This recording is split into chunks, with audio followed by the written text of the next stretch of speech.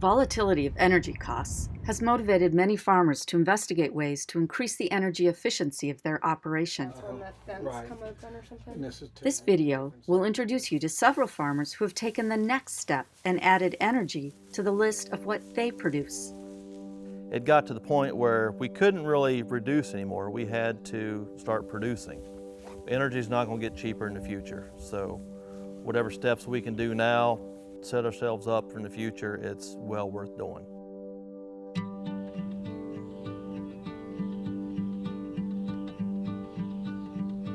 Solar was the most attractive option and seemed to really fit our operation here very well. The choice to go solar also fit well with the goals of incentive programs available to help fund upgrades of this kind. We first learned about the REAP program through our solar contractor. They were extremely helpful in making sure we were aware of all the incentives and all the different programs out there to benefit the install of a system like this. The Rural Energy for America program, mostly known as REAP, is a program specifically designed to help small businesses and agriculture producers in rural areas. The types of projects that are eligible would be either renewable energy systems or, on the other side of the program, some energy efficiency projects. Under the renewable energy side of the program, things like solar, wind, hydrogen, geothermal, small hydro, ocean power are all eligible. And then under the energy efficiency side of the program, things like new doors and windows, ventilation, insulation, new refrigeration and cooling units, really anything that's replacing energy inefficient equipment. REAP isn't the only incentive program out there, but it is an example of one that offers both loan guarantees and grants. The grant side of REAP, we can reimburse up to 25% of the eligible total project cost, and then on the guaranteed loan portion, we can do up to 75%. The Burton Operation qualified for both types of REAP projects: a renewable energy system installation and an energy efficiency improvement project. I'm Valerie Moore, and I'm the daughter of Charles Burton. And this is our family poultry operation and beef cattle operation. Smile for the camera.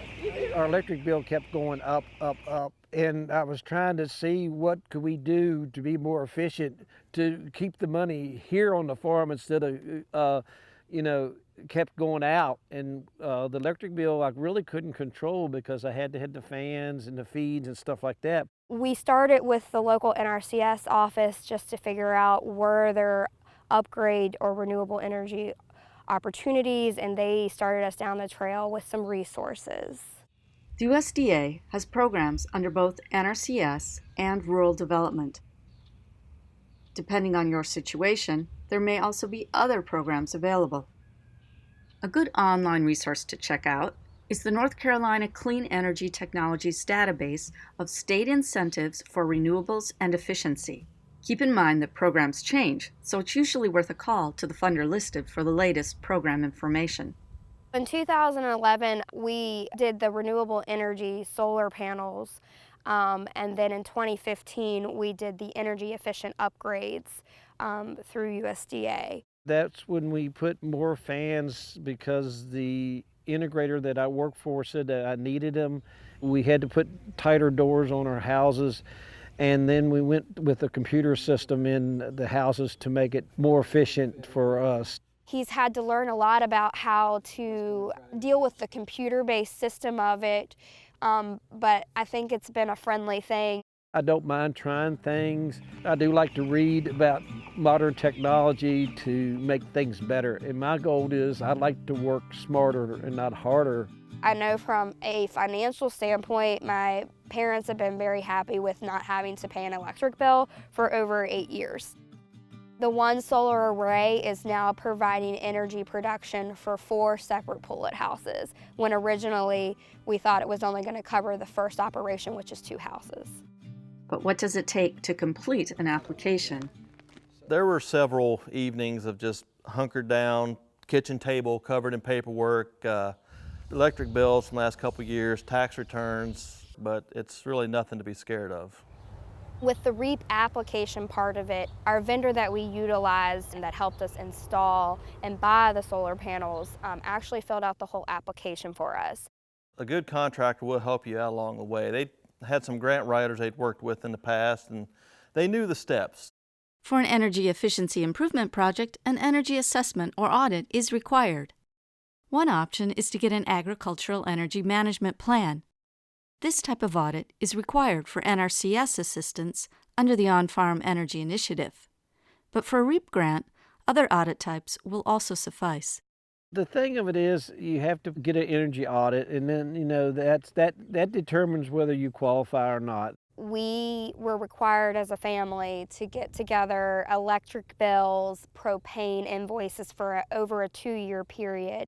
And with any process that you're trying to get money for, you're always required to have 2 to 3 years worth of taxes. And so this is all information that we bundled up and we sent down to the auditor. From the aspect of feeling like we were doing the majority of the work, I'd say not. We had professionals that were there to help us and assist us, and trust me, if you had questions, just pick up the phone and call somebody. I mean, you're not the first person that's done it.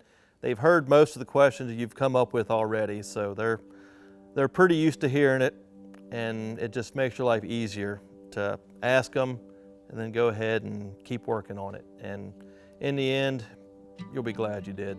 You can always go to our website, USDA Rural Development website.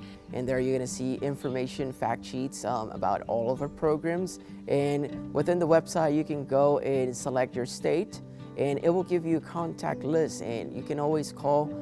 And they're always more than happy to help. Pick up the phone, give us a call, and we'll always walk you through any questions, the application process, anything like that.